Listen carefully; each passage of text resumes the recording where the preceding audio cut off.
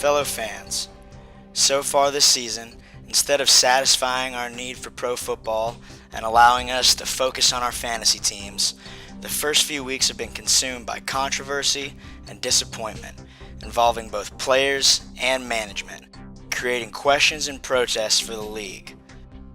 Unbelievably, or not so unbelievably depending on who you are, the NFL and Goodell's poor decision-making started before the season even did, on February 15th when Ray Rice and Janae Palmer were both charged with domestic abuse in an Atlantic City casino. About half a week later, a video was broadcasted of Ray Rice drunkenly dragging his then-fiance's unconscious body out of the elevator into the casino lobby. On March 27th, Rice was indicted on aggravated assault charges. To make the story even crazier, the couple was married the next day.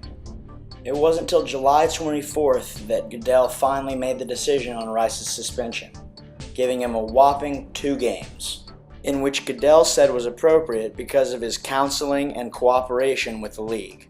Needless to say, this joke of a punishment was not accepted by the fans, and Goodell was immediately criticized.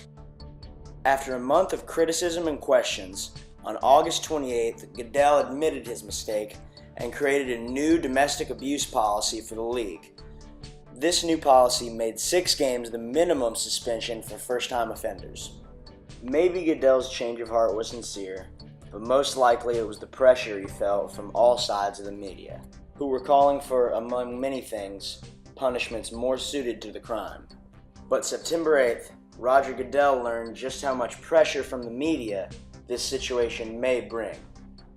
The same attention-seeking, gossip-driven news station, if you can call them that, who leaked the first video of the couple, obtained and released footage from inside the elevator. This gruesome new evidence was appropriately met with disappointment and disgust across social networks, especially from former and current players, and changed most of the few remaining Ray Rice supporters' opinions. Only hours after the video was released, the Ravens terminated Rice's contract.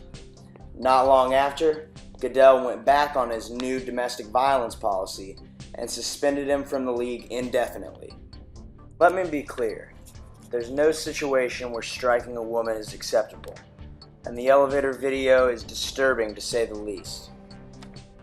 But Rice was essentially punished twice for the same crime, just because of the public's reaction to the leaked footage of the incident. Not to mention that Janae was forced to relive that awful moment all over again. Which leaves us where we are now, awaiting the decision on an appeal of Ray Rice's suspension, but with even more of the nation's attention focused on Goodell. It's safe to say this could be his last shot to get it right.